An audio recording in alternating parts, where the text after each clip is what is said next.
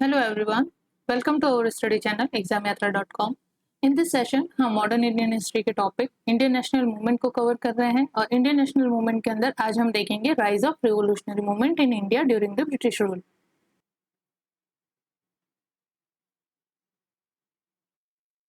Last session में हमने cover की थी आइडियोलॉजी ऑफ एक्सट्रीमिस्ट और किस तरह से हमने देखा कि किस तरह से एक्सट्रीमिस्ट ने रोल प्ले किया in the partition of Bengal और after the failure of moderate politics किस तरह से उन्होंने यहाँ पे लीडरशिप जो है वो ली। ये पॉपुलर भी हुए लेकिन इनके कई कारणों की वजह से वेरियस लिमिटेशंस यहाँ पे रहती है इनकी और इस वजह से ये भी यहाँ पे फेलियर फेस करते हैं। बिकॉज इसका सबसे मेन कारण रहता है सूरत स्प्लिट। इंटरनल पॉलिटिकल स्ट्रगल होने की वजह से यहाँ पे जो मॉडरेट्स और एक्सट्रीमिस्ट थे वो दोनों ही Surat session of the Indian National Congress के अंदर आइडियोलॉजिकली डिफरेंस की वजह से यहाँ पे सेपरेट हो जाते हैं। देन मॉडरेट्स अपना अलग से कॉन्स्टिट्यूशन बना देते, अपना अलग से पॉलिटिकल मेथड यूज करते हुए ब्रिटिश गवर्नमेंट को सपोर्ट करते हुए वो अपना आगे जो भी पॉलिटिकल प्रोसेस थी वो फॉलो करते हैं। यहाँ पे देन मॉडरेट्स इनसे अलग हो जाने की वजह से एक्सट्रीमिस्ट जो है वो बिल्कुल ही अकेले हो जाते हैं। तो इनके ऊपर चालू हो जाता है अथॉरिटी का सप्रेशन। अथॉरिटी यहाँ पे इनके ऊपर बहुत ज्यादा सप्रेशन करती है, बहुत ज्यादा इनको सप्रेस किया जाता है और इनके लीडर्स को जो है ऑलमोस्ट ऑल सारे जो मेन लीडर थे जैसे कि बाल गंगाधर तिलक को यहाँ पे 6 इयर्स की सेडिशंस के चार्ज लगा के जेल भेज दिया जाता है। वो भी कहाँ पे, ब्रह्मा के अंदर है ना, मंडाले आइलैंड है, वहां पे इम्प्रिजनमेंट दे दी जाती है 6 इयर्स की। और जो लाला लाजपत और विपिन चंद्रपाल जो है वो एक्टिव पॉलिटिक्स से यहाँ पे रिटायरमेंट ले लेते हैं। तो इस कारण से एक्सट्रीमिस्ट जो थे वो अलग थलग पड़ जाते हैं, उनको कुछ भी नहीं दिख रहा होता है, डायरेक्शनलेस कंप्लीटली हो जाता है यहाँ पे। और इसकी वजह से अब वो जो एक्सट्रीमिस्ट आइडियोलॉजी के फॉलोअर है दे स्टार्टेड लीडिंग देमसेल्व्स।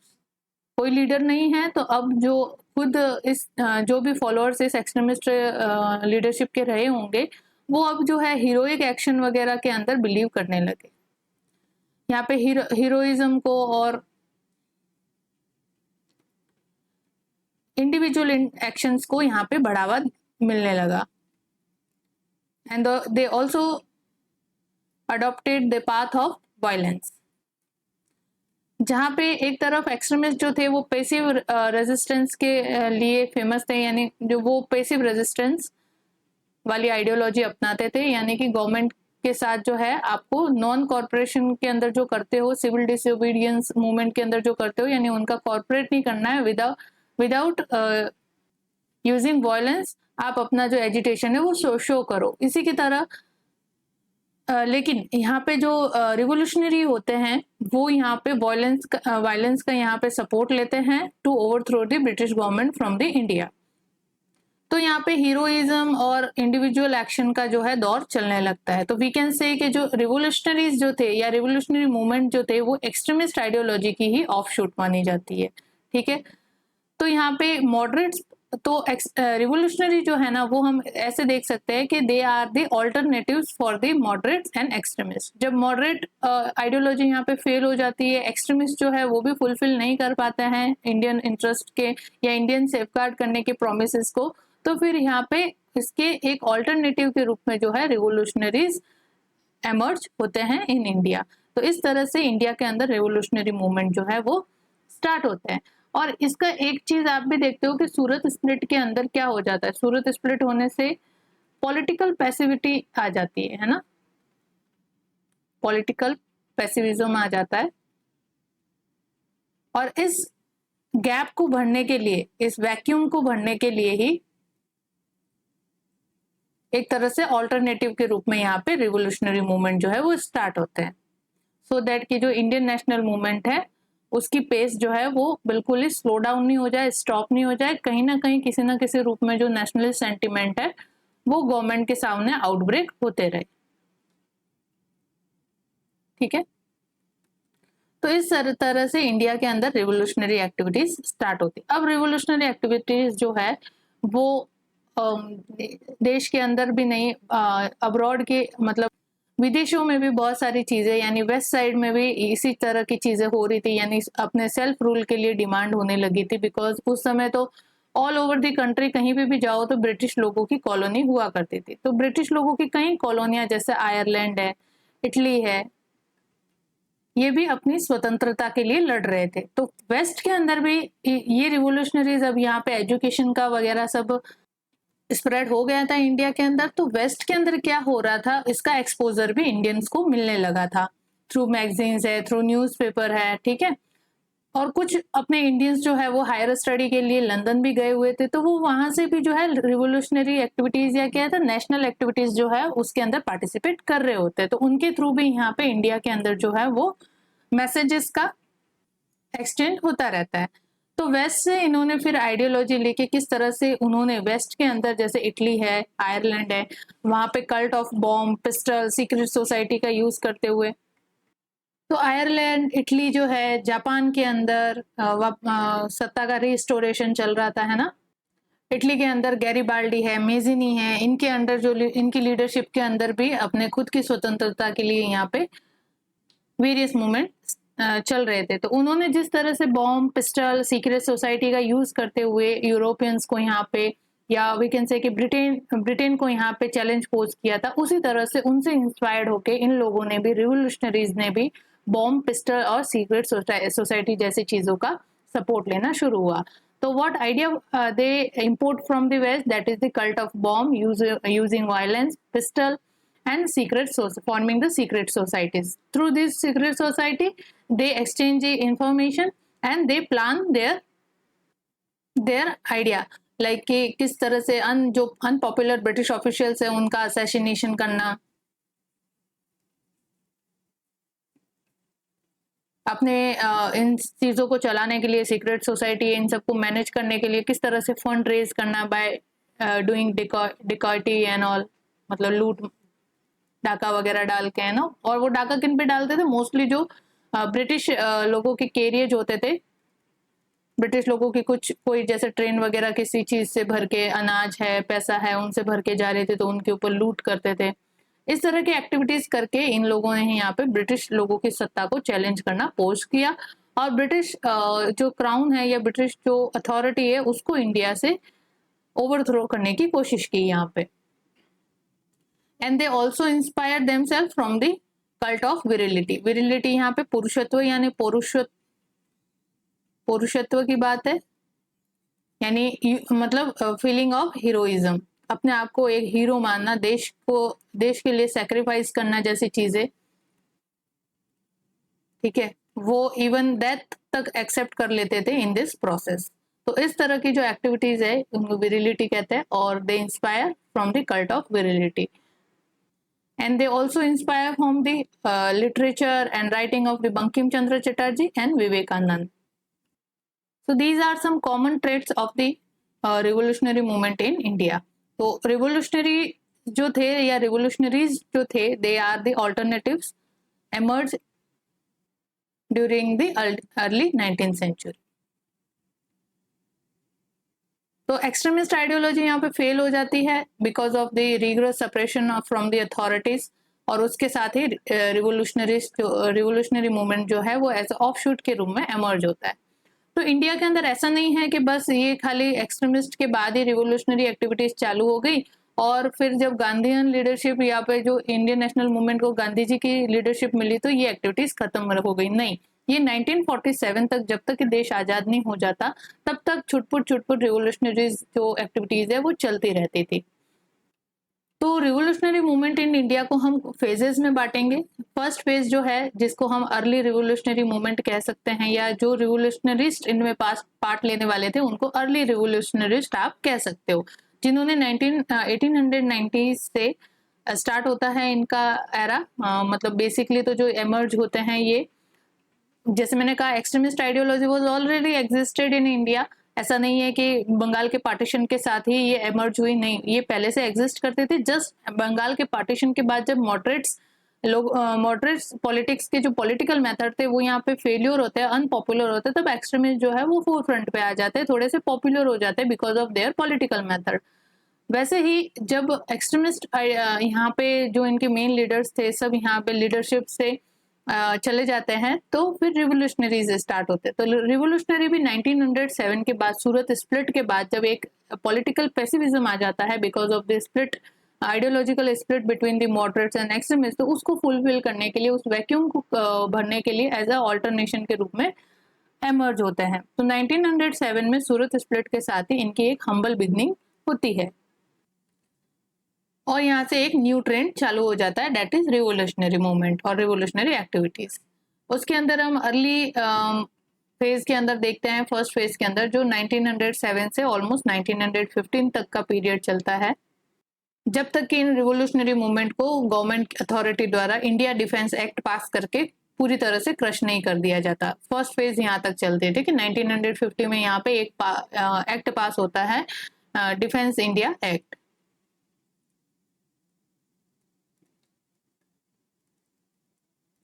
जिसका एम ही यही था कि जो इंडिया के अंदर होने वाले रिवोल्यूशनरी एक्टिविटीज है उनको यहाँ पे कर्व करना, टोटली क्रश करना और उनके लीडर्स को भी यहाँ पे क्रश करना।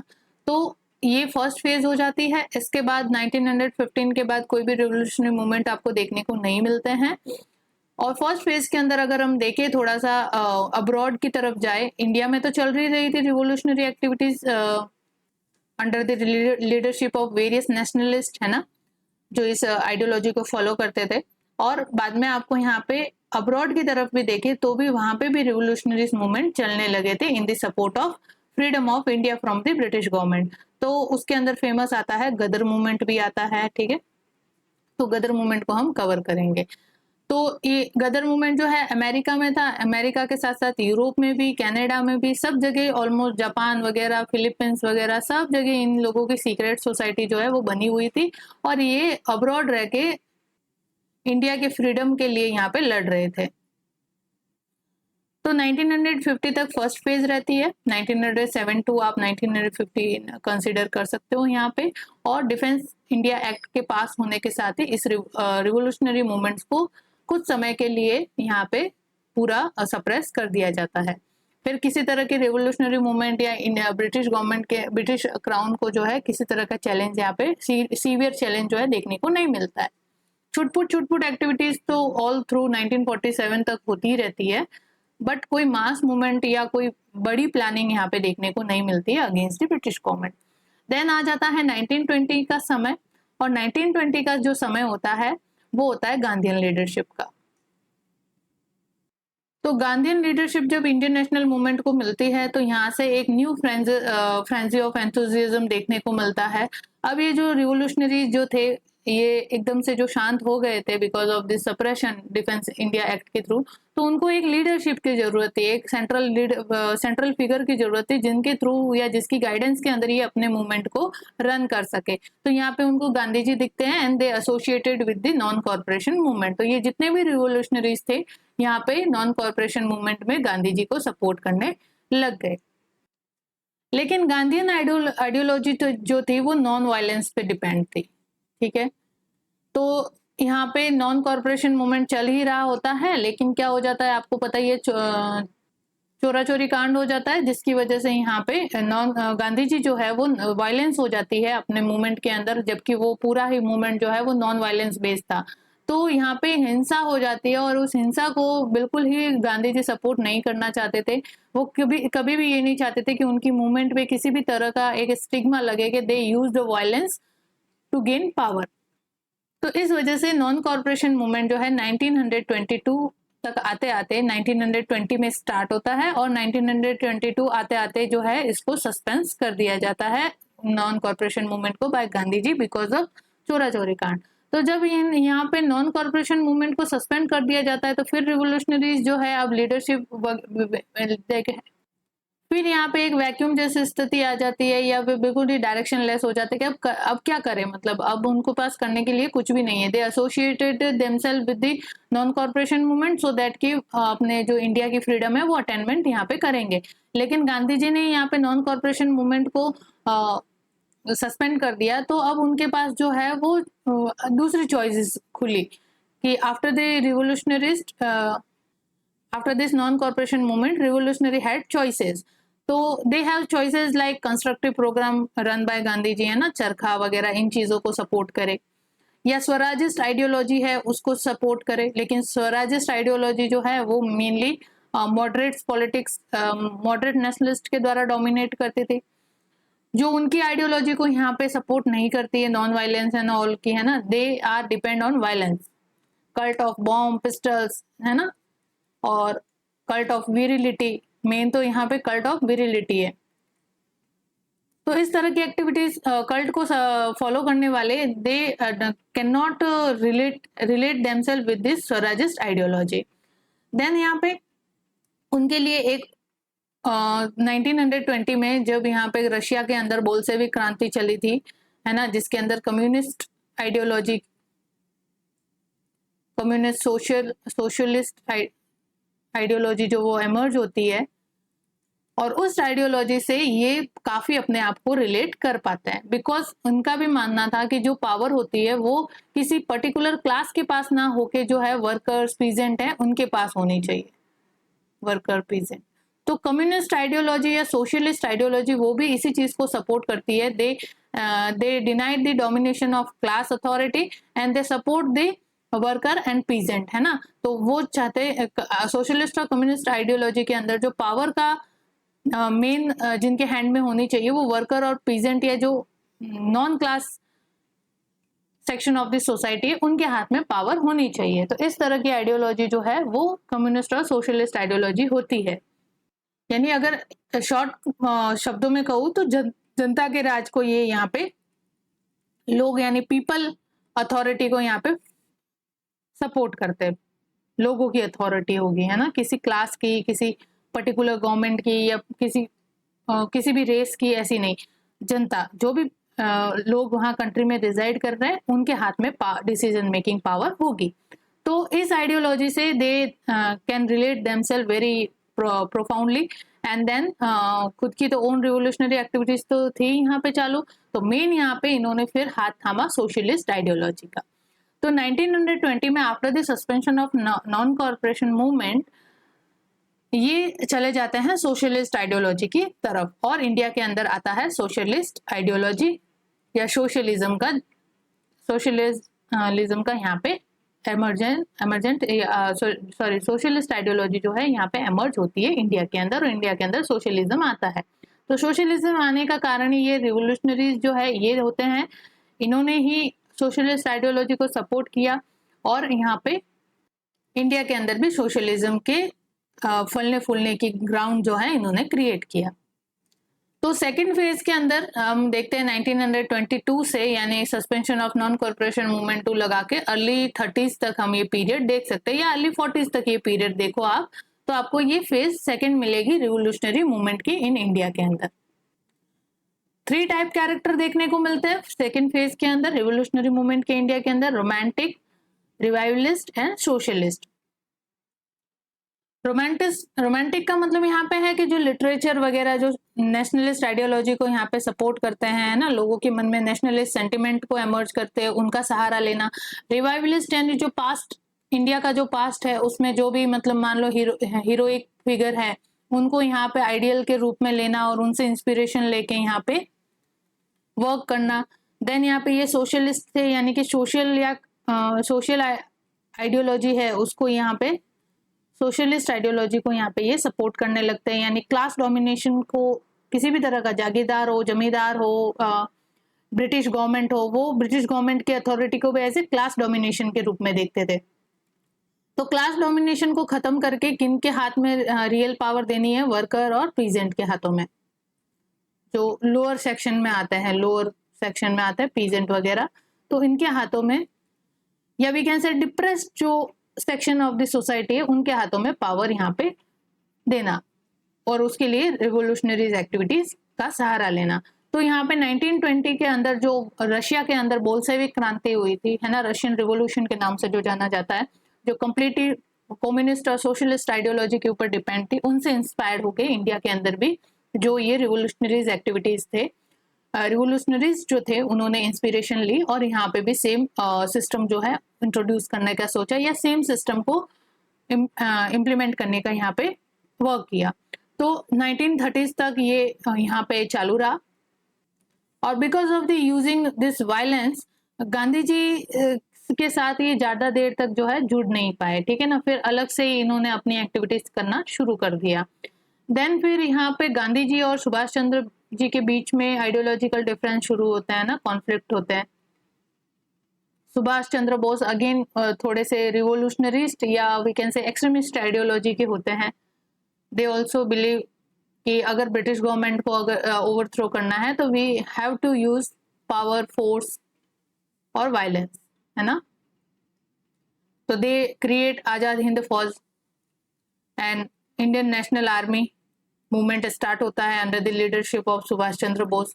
सुभाष चंद्र बोस ने भी वेरियस जर्मनी वगैरह, रशिया वगैरह से सहायता लेके ब्रिटिश गवर्नमेंट की सत्ता को इंडिया से हटाने की पूरी कोशिश की, लेकिन गांधी जी ने इनको कभी भी सपोर्ट नहीं किया आइडियोलॉजिकली, बिकॉज आइडियोलॉजिकली ये डिफर करते हैं। सेम जो एक्सट्रीमिस्ट और मॉडरेट्स में होता था वो लेटर फेज में गांधी और सुभाष चंद्र की बोस के बीच में होने लगा, जब दोनों ने यहाँ पे इंडियन नेशनल मूवमेंट को लीडरशिप देने की कोशिश की। दोनों एक प्रोमिनेंट फिगर के रूप में उभरे जिन्होंने इंडियन नेशनल मूवमेंट की लीडरशिप संभाली, लेकिन दोनों के बीच में कॉन्फ्लिक्ट होने की वजह से सुभाष चंद्र बोस ने अपना अलग एक फौज बना ली, दैट इज आजाद हिंद फौज और Indian national army we can say. और ये इंडियन नेशनल आर्मी मूवमेंट जो है स्टार्ट किया। और तब जब इंडियन नेशनल आर्मी मूवमेंट इन्होंने स्टार्ट किया, तब वापस सोशलिस्ट आइडियोलॉजी को फॉलो करने वाले ये रिवोल्यूशनरी थे, इनको एक और अच्छा पाथ मिल गया जिससे कि ये अपने आप को अच्छे से कोरिलेट कर सकते हैं। और फिर इन्होंने अपना जो सपोर्ट है वो इंडियन नेशनल आर्मी मूवमेंट को देना शुरू कर दिया and they incorporated with Indian national Army movement, है ना। और सुभाष चंद्र बोस को यहाँ पे अपना लीडर मान लिया और उनके अंदर जो है अपनी रिवोल्यूशनरीज एक्टिविटीज जो है वो उन्होंने जारी रखी, लेकिन अब मोर ऑर्गेनाइज्ड फॉर्म के अंदर वो थे। In the leadership of Subhas Chandra Bose they form army and सब प्लानिंग प्लॉटिंग की हिसाब से चलता था। ऐसे नहीं कि कोई भी कहीं पे कुछ भी कर रहा है ना, जैसे पहले हो रहा था अर्ली फेज के अंदर, हम जब देखते हैं फर्स्ट फेज के अंदर। तो अब ये एक टोटल आर्मी के अंदर कन्वर्ट हो चुके थे और सब प्लानिंग प्लॉटिंग और ऑर्गेनाइज्ड फॉर्म के अंदर इनका ये सारी पॉलिटिकल एक्टिविटीज चल रही थी। और जब Indian national Army movement start होता है under the leadership of Subhas Chandra Bose, तब इंडियन रिवोल्यूशनरीज या रिवोल्यूशनरी मूवमेंट की थर्ड फेज काउंट की जाती है। तो 1940s के बाद में इनकी थर्ड फेज होती है रिवोल्यूशनरी मूवमेंट की। तो फर्स्ट फेज के अंदर वो अपने आप इंडिविजुअल एक्शन के ऊपर थे, देन फिर उनको सप्रेस कर दिया गया डिफेंस इंडिया एक्ट को पास करके 1915 के अंदर। फिर उनको Gandhi ji as a leadership के रूप में दिखे तो उन्होंने उनको ज्वाइन कर लिया, लेकिन फिर उन्होंने वो नॉन कॉर्पोरेशन मूवमेंट सस्पेंड कर दिया, तो उनके पास कोई चॉइस नहीं रही। और उस समय 1920 के अंदर अब्रॉड में भी या जो विदेशों के अंदर भी इस तरह की क्रांतियां चल रही थी, तो उनसे इंस्पायर होकर इन्होंने सोशलिस्ट आइडियोलॉजी को फॉलो करना शुरू किया। और 1930s तक या वी कैन से कि 1940s तक अपना छोटा छोटा जो भी प्रोग्राम था ये रन करते रहे, लेकिन विदाउट द स्ट्रॉन्ग लीडरशिप। लेकिन 1940s के बाद में इनको इंडियन नेशनल आर्मी मूवमेंट के अंतर्गत सुभाष चंद्र बोस की एक स्ट्रॉन्ग लीडरशिप मिलती है, then they incorporated with this movement and finally इनकी थर्ड फेज यहाँ पे स्टार्ट हो जाती है। तो इस तरह से रिवोल्यूशनरीज मूवमेंट जो है इंडिया के अंदर होती है। तो अब यहाँ पे देखते हैं हम ideology and program of revolutionary movement. जो चीज मैंने आपको यहाँ पे ब्रीफ में डिस्क्राइब की वही हम थोड़ा सा एलोबरेट करके देखते हैं। तो रिवोल्यूशनरी मूवमेंट जो है मैंने आपको बताया एक एज अ नेशनलिस्टिक यूथ का कॉलोनियल चैलेंज के रिस्पॉन्स के रूप में स्टार्ट होता है। तो रिवोल्यूशनरी मूवमेंट जो था एक रिस्पॉन्स था नेशनलिस्ट यूथ का टू द कॉलोनियल चैलेंज। तो it emerge as alternative political line to moderates and extremist. मैंने बताया आपको सूरत स्प्लिट के बाद से ही जैसे एक्सट्रीमिस्ट और मॉडरेट आइडियोलॉजी दोनों ही फेल हो गई in order to safeguard the Indian interest, और we can say in order to represent the Indian nationalist sentiment. तो ये ऑल्टरनेटिव के रूप में यहाँ पे रिवोल्यूशनरीज जो है वो एमर्ज होते हैं। They believe in the act of individual action and group of heroism of terrorist nature. ठीक है, टेरर या वायलेंस को ये यहाँ पे सपोर्ट करते हैं। Cult of violence, bomb, pistol, है ना, these kind of cult they use in their political method, and these are some basic fundamental constituent of their ideology. तो यहाँ पे ये cult of violence, bomb pistol है ना, और सीक्रेट सोसाइटीज का फॉर्मेशन करना, these all are imported from the west. अगर क्वेश्चन आता है आपका कि रिवोल्यूशनरीज एक्टिविटीज को अच्छे से क्रिटिकली एग्जामिन कीजिए या एग्जामिन कीजिए, तो आपको उसके अंदर ये सब लिखने होंगे, है ना, कि what they import from the west. So they import from the west, that is the cult of violence, cult of virility, pistols, violence and secret societies. And जो उस समय जैसे गैरिबाल्डी है, मैजिनी है, ये जो लीडर हुए उनको अपना इंस्पिरेशन के रूप में या आइडल के रूप में मानना, तो ये सारी चीजें उन्होंने वेस्ट से इंपोर्ट की. तो उनका मेन प्रोग्राम क्या था, यहाँ पे जो ब्रिटिश लोग थे उनके मन में यहाँ पे टेरर को या फिर डर को, तो यहाँ पे ब्रिटिश लोगों के मन में डर को पैदा करके they want to remove fear from the people's mind, यानी इंडियन लोगों के मन में जो ब्रिटिश सत्ता का डर था उसको यहाँ पे हटाना था और ब्रिटिश लोगों के मन में यहाँ पे डर को पैदा करना था, सो दैट कि वो इंडियंस से यहाँ पे डरना शुरू करे और इंडियंस को एज ए चैलेंज के रूप में वो समझना शुरू करे. And they were also aimed at the to create the revolutionary and patriotic sentiment in the mind of people. Then they put the heroism and spirit of self-sacrifice at high pedestal. मैंने आपको बताया किस तरह से इन्होंने individual activities या individual action को, heroism को, कल्ट ऑफ विरिलिटी को इनकॉर्पोरेट किया इन देयर आइडियोलॉजी, और जो सेक्रीफाइस करने की यानी खुद के लिए, जो देश को आजादी देने के लिए खुद का जो सेक्रीफाइस करना पड़े तो उनसे भी ये पीछे नहीं हटते थे, इवन एक्सेप्टिंग द डेथ. तो ये सारी चीजें इन्होंने अपने जो मोरल्स थे या जो इनकी आइडियोलॉजी थी उनके अंदर इन चीजों को इन्होंने हाई पेडेस्टल पे रखा, यानी सबसे महत्वपूर्ण चीजों के अंदर इन्होंने रखा. देन इनका सबसे स्ट्रॉन्ग होल्ड अगर हम देखें तो उनका ऑर्गेनाइजेशनल स्ट्रक्चर है, और that is the secret societies.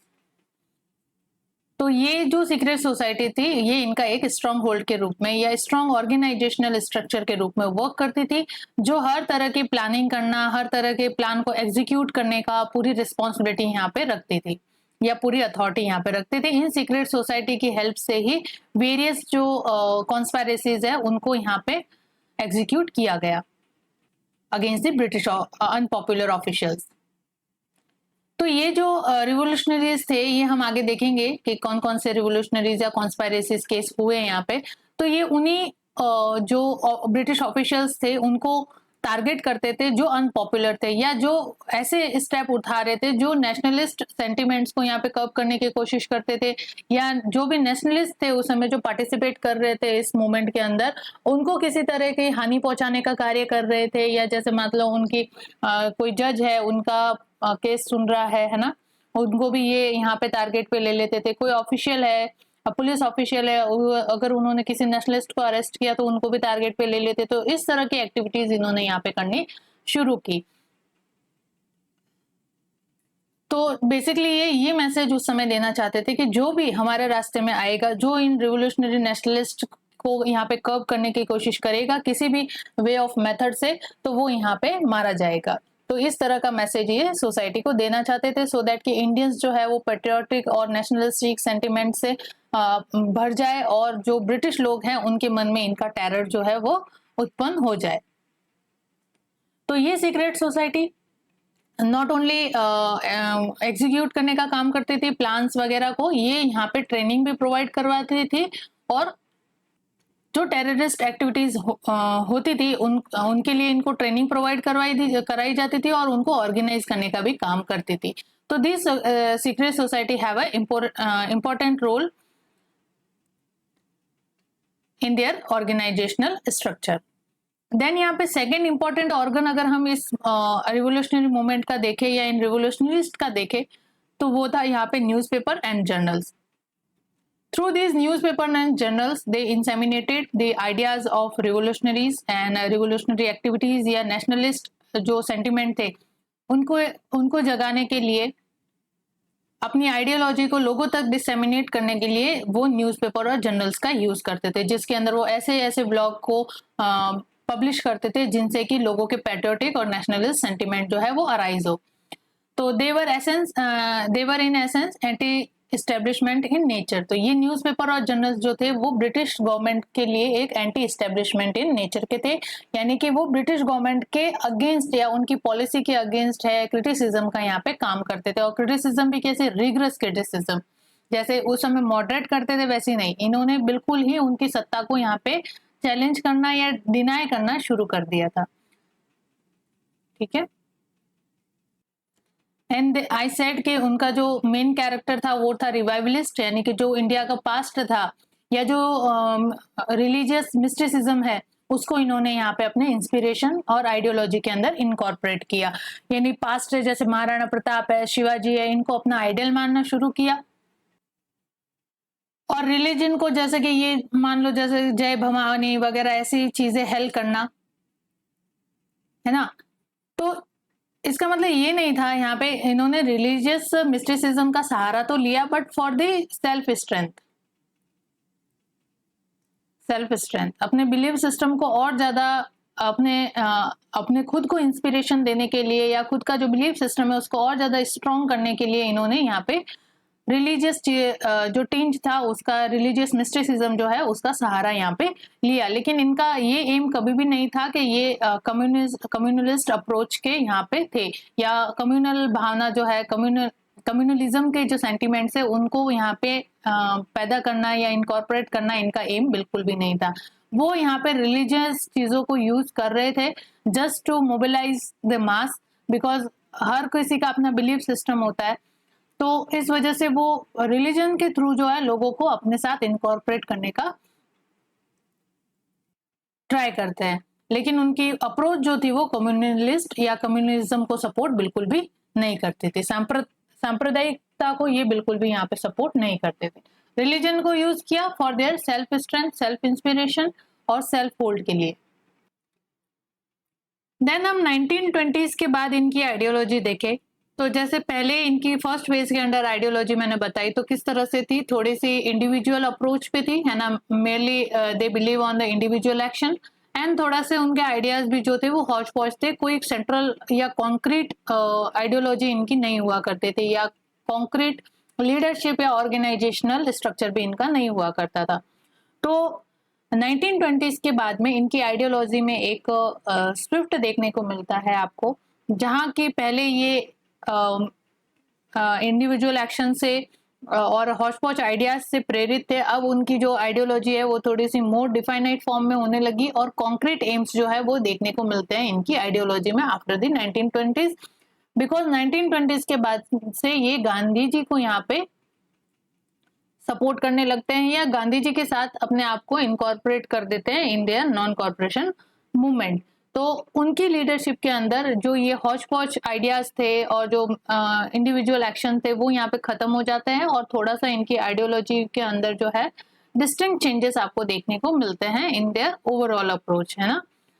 तो they departure from the merely action and hotch potch ideas to realm of definite and concrete aims and ideologies. ठीक है, तो ये गांधी जी की लीडरशिप, और उसके बाद भी हम देखते हैं तो सुभाष चंद्र बोस की लीडरशिप में भी ये मोर कॉन्क्रीट एम्स के अंदर देखने को, मोर कॉन्क्रीट एम्स एंड डेफाइनाइट आइडियोलॉजी देखने को मिलती है ऑफ द रिवोल्यूशनरिस्ट। तो 1920s के बाद में जैसे मैंने आपको बताया गांधी जी ने नॉन कॉर्पोरेशन मूवमेंट चलाया, तो इनको एक वे मिल गया कि चलो इस वे के थ्रू, नॉन कॉर्पोरेशन मूवमेंट के थ्रू वो अपना एजिटेशन जो है वो ब्रिटिश गवर्नमेंट के लिए शो करेंगे, जो अपने पॉलिटिकल मेथड थे, जो वो अपने एक्शन थे, वो इस पूरा या अपनी पूरी स्ट्रेंथ को वो नॉन कॉर्पोरेशन मूवमेंट में लगाएंगे to overthrow the British government.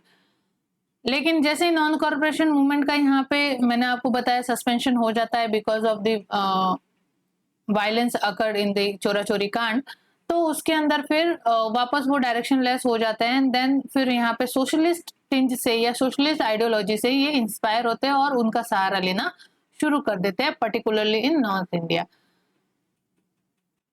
तो पहले जो इनकी मेन आइडियोलॉजी नेशनलिज्म के ऊपर फोकस थी, अब उनकी आइडियोलॉजी के अंदर एक स्विफ्ट और एक डिस्टिंक्ट चेंजेस देखने को मिलता है, दैट इज नेशनलिज्म से वो सोशलिस्ट या सोशलिज्म की तरफ चले जाते हैं या डिपार्चर करते हैं। देन दे बिलीव कि new social order in this ideology, under this ideology, socialist ideology के अंदर वो ये सोचते हैं, वो ये बिलीव करते हैं कि न्यू सोशल ऑर्डर जो है उसको रिस्टोर करना चाहिए, क्रिएट करना चाहिए, और on the principle of socialism, जिसके अंदर क्या होता है, क्लास, किसी पर्टिकुलर क्लास के डोमिनेशन को डिनाई किया जाता है और जो कंप्लीट पावर एंड अथॉरिटी है वो वर्कर्स, पीजेंट, लेबर, इनके हाथों में दी जाती है। यानी सत्ता की पूरी अथॉरिटी जो है, जो पूरा पावर ऑफ द कंट्रोल है, वो in depress section of the society है उनके हाथों में होना चाहिए। तो इस तरह के सोशलिस्ट आइडियोलॉजी के अंदर उन्होंने एक न्यू सोशल ऑर्डर क्रिएट करने की सोची। तो ये सोशलिज्म जो है, this represent a new state structure also, है ना, new social order also and new state structure also. तो न्यू स्टेट स्ट्रक्चर के अंदर power will rested in the hand of workers, peasant and labourers, इनके हाथों में सत्ता होगी। एंड दे बिलीव कि ब्रिटिश रूल एज ए जो है वो एज ए क्लास रूल है। तो मैंने जैसे कहा, जैसे जमींदारों का पहले रूल हुआ करता था या पर्टिकुलर किसी राजा का रूल हुआ करता था, तो वो राजा के रूल को, किसी जमींदार के यानी क्लास रूल को वो यहाँ पे चैलेंज पोज करते हैं या कंप्लीटली डिनाई करते हैं। तो ब्रिटिश लोगों को ये कौन सी क्लास के रूप में कंसिडर करते थे? कैपिटलिस्ट क्लास के रूप में। तो कैपिटलिस्ट लोगों का यहाँ पे जो क्लास है उसको ये यहाँ पे चैलेंज करते हैं और सोशलिज्म को यहाँ पे रिस्टोर करने की कोशिश करते हैं इन इंडिया में। और इनका मानना यही था कि इस कैपिटलिस्ट क्लास का जो डोमिनेशन है वो सोशलिज्म के थ्रू ही यहाँ से कर्ब किया जा सकता है या इसका एंड किया जा सकता है। और जब क्लास रूल का एंड हो जाएगा तो तभी हमें ट्रू इंडिपेंडेंस जो है वो मिलेगी। तो यहाँ पे इनका क्लास से क्या मतलब था? कैपिटलिस्ट क्लास से। ठीक है, तो कैपिटलिस्ट क्लास का डोमिनेशन नहीं होना चाहिए सोसाइटी के ऊपर। किनका होना चाहिए? जो डिप्रेस क्लास है या जो वर्कर, पीजेंट और लेबरर की जो क्लास है उनके हाथ में रियल पावर होनी चाहिए। तो they want to create a new state structure on the idea of socialism. ठीक है, तो they want to reconstruct the society on the basis of socialism. ठीक है, जहाँ पे क्लास डिस्टिंक्शन या क्लास डोमिनेशन को ये यहाँ पे से अबॉलिश करना चाहते हैं और सोसाइटी के अंदर जो सोशलिस्ट सिस्टम है उसको रिस्टोर करना चाहते हैं। सॉरी, सोशलिस्ट सिस्टम को यहाँ पे स्टेब्लिश करना चाहते हैं। रिस्टोर तो पहले था ही नहीं, सॉरी, स्टेब्लिश करना चाहते हैं। ठीक है, सोशलिस्ट सिस्टम को। तो इनके लिए जो रिवोल्यूशन है वो क्या है? रिवोल्यूशन को वो इस तरह से डिस्क्राइब करते हैं कि रिवोल्यूशन जो है वो that stood for the changes, progress, है ना, establish a new order, state order and regeneration of the society। तो इनके लिए रिवोल्यूशन का जो मायने है वो इस तरह से है कि जो रिवोल्यूशन है वो चेंजेस लाएगी,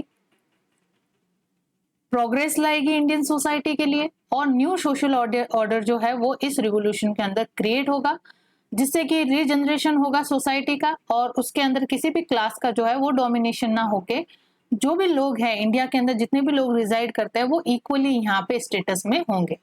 कोई गरीब अमीर नहीं होगा, रिसोर्सेज जो है वो इक्वली बटेंगे सबके अंदर, और इस तरह से जो ये डिस्पैरिटी है उसको खत्म किया जाएगा with the help of socialism. और यही चीज जो है ये रिवोल्यूशन को एक्सप्रेस करते हैं through their ideology. Then their subscription to idea of secular nationalism. 1920s के पहले ये थोड़ा सा रिलीजियस चीजों का यूज रिलीजियस टिंज को यूज करते थे, रिलीजियस चीजों का या रिलीजियस मिस्टिसिज्म को सपोर्ट करते थे, लेकिन आफ्टर 1920 इन चीजों को ये बिल्कुल ही अबॉलिश करते हैं अपनी आइडियोलॉजी से, बिल्कुल ही इन चीजों को सपोर्ट नहीं करते हैं। And they move toward the secular nationalism, यानी कि सभी धर्म जो है इनके लिए अब समान है। तो ये इन्होंने सेक्युलर नेशनलिज्म की अप्रोच यहाँ पे अपना दी। तो जो रिलीजियस टिंज आपको फर्स्ट फेज में देखने को मिलते हैं वो अब यहाँ पे 1920 के बाद से कंप्लीटली एब्सेंट है, और वो यहाँ पे जो कम्युनल फोर्सेस है उनको भी यहाँ पे अपोज करते हैं।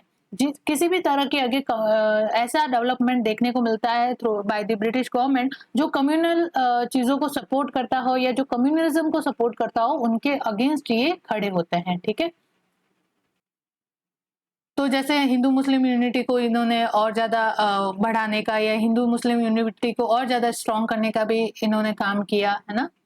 तो जितने भी कम्युनलिज्म की चीजें थी उनको अपोज करना इन्होंने शुरू किया in the after the 1920। Most important अगर उनका कोई प्रोपोगेंडा अगर हम देखें तो वो था एक्सेप्टिंग डेथ। अगेन यहाँ पे इनकी आइडियोलॉजी का ही एक हिस्सा था कि दे